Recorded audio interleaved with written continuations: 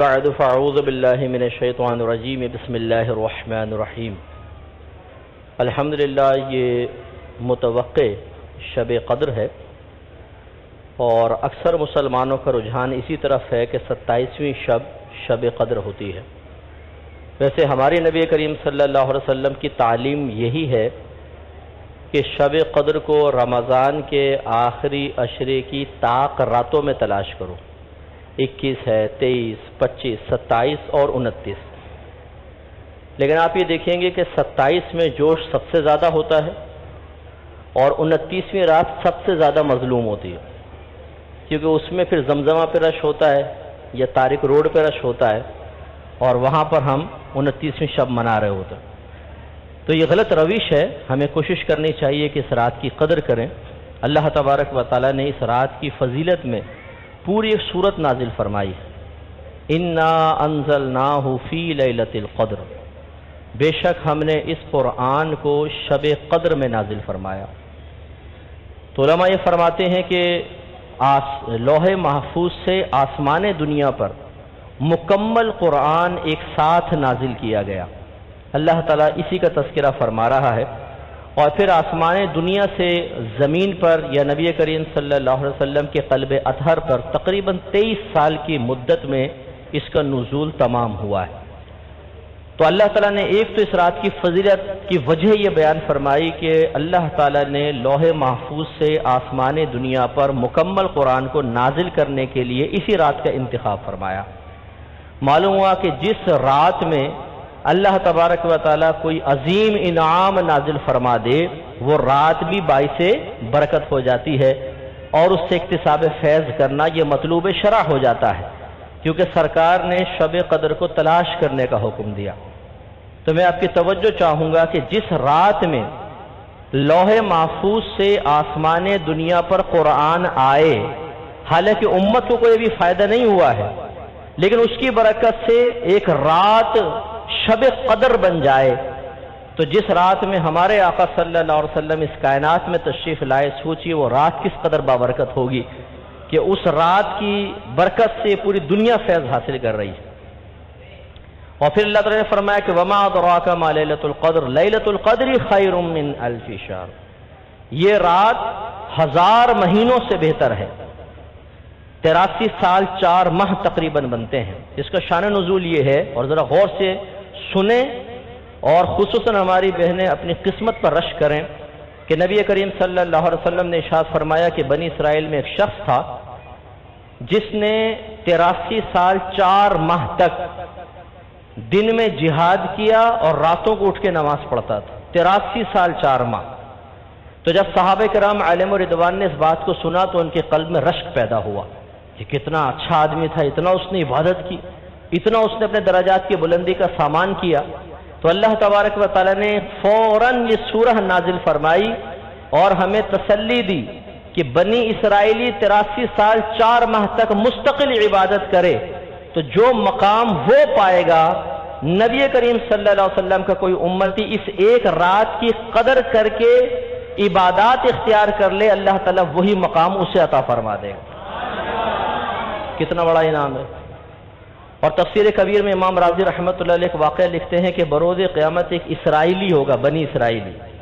یعقوب علیہ السلام کے اولاد کو بنی اسرائیل کہتے ہیں، جو آج کل یہود لوگ ہیں۔ وہ آئے گا جس نے 400 برس تک اللہ کی عبادت کی ہوگی، اور ایک سرکار صلی اللہ علیہ وسلم کا امتی آئے گا جس نے صرف 40 سال عبادت کی ہوگی۔ لیکن اللہ تعالیٰ جب ان کو بدلے اور انعامات دے گا تو نبی کریم صلی اللہ علیہ وسلم کے امتی کا ثواب زیادہ ہوگا اور بنی اسرائیلی کا کم ہوگا۔ تو وہ دائرہ ادب میں رہ کے اللہ کی بارگاہ میں عرض کرے گا، یا رب کریم تو عادل ہے، میں نے 400 برس تک عبادت کی، اس نے 40 برس، اس کو انعام زیادہ کیوں؟ تو اللہ تعالیٰ اس کو جواب دے گا کہ تم نے عذابات سے بچنے کے لیے عبادت کی ہے، اور میں نے تو ان کے لیے اعلان کر دیا تھا کہ ما کان اللہ لیعذبہم وانت فیہم، کہ اے حبیب یہ اللہ کی شان نہیں کہ آپ ان کے درمیان موجود ہوں اور اللہ تعالیٰ ان کو اجتماعی عذاب میں مبتلا فرما دے۔ تو اللہ تعالیٰ نے اس کو بنی اسرائیلی کو کہا کہ میں نے تو ان کو عذاب سے بے خوف کر دیا تھا، ان پہ اجتماعی عذاب نہیں آنا تھا، اس کے باوجود اس نے عبادت اختیار کی، تو اس کے 40 برس تیرے 400 برس پر بھاری ہیں۔ تو الحمدللہ ہماری عمریں کم ہیں، لیکن ہمارے اعمال کا اجر و ثواب نبی کریم صلی اللہ علیہ وسلم کے قدموں کی برکت سے بہت زیادہ ہے۔ ضرورت اس بات کی ہے کہ ہم اس کی قدر کریں۔ ہمارے بھائی بہن چھوٹی چھوٹی باتوں پہ اللہ تعالیٰ کی بارگاہ میں شکوہ کر کے ان نعمتوں کو فراموش کر دیتے ہیں جو اللہ تبارک و تعالیٰ نے اپنی حکمت بالغہ سے بغیر مطالبے کے ہمیں عطا فرمائی ہیں۔ کوئی کہتا ہے جی میری ناک موٹی ہے، کوئی کہتا ہے میرا رنگ کالا کیوں بنا دیا۔ نوجوان اپنے ہیئر اسٹائل کو آئینے کے سامنے ٹھیک کر کے پریشان ہو کے آدھے گھنٹے بعد جھنجھلا کر کہتے ہیں یار کیا مصیبت ہے یار، یہ بال ہی نہیں بن کے دیتے ہیں۔ بہنیں اپنے بالوں کی چوٹیاں پکڑ کے دیکھ کے کہہ رہی ہوتی ہیں 2 منہ نکل آئے ہر بال کے کمبخت پتنی۔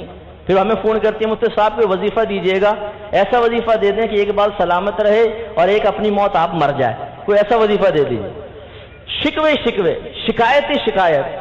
تو یہ میں اس رات کی برکت سے چند لمحات میں آپ سے گزارش کروں گا کہ جب بھی شیطان تنگی نعمت کے شکوے میں مبتلا کرے، ہمیشہ 3 نعمتوں کو یاد کر لیجئے گا جو اللہ تعالیٰ نے آپ کے میرے قدرت و اختیار کے بغیر فقط اپنے عدل و انصاف اور اپنے فضل و کرم سے ہمیں عطا فرمائی۔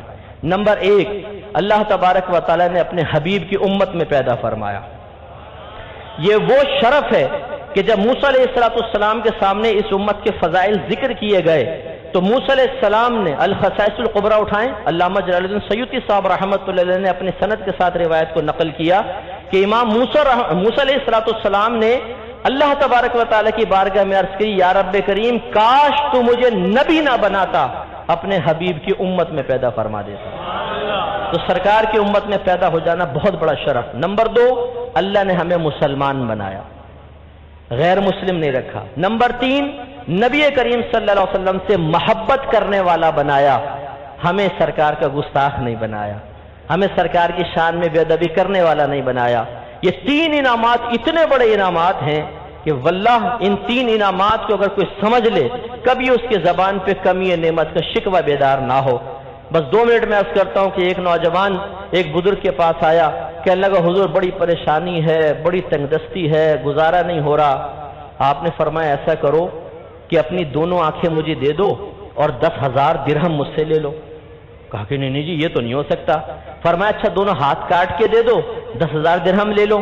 کہا یہ بھی نہیں ہو سکتا۔ فرمایا دونوں پیر کاٹ کے دے دو 10,000 درہم لے لو۔ کہا یہ بھی نہیں ہو سکتا۔ فرمایا نادان 30,000 درہم کا مال تو میں نے گنوا دیا، کون سی کمی نعمت کا شکوہ کر رہا ہے؟ تو اس لیے اس رات کی قدر کریں اور کمی نعمت کے شکوے سے باہر نکل کر ان انعامات پہ توجہ کریں جو اللہ تبارک و تعالیٰ نے بغیر ہماری طلب کے ہمیں عطا فرما دیے۔ تو 27ویں کی بھی قدر ماشاءاللہ آپ کر ہی رہے ہیں اور 29ویں کو بھی فراموش نہیں کرنا ہے، کیونکہ ہو سکتا ہے ممکنہ شب قدر وہ ہو اور اس رات کی برکات اس رات میں ہمیں حاصل ہو جائیں۔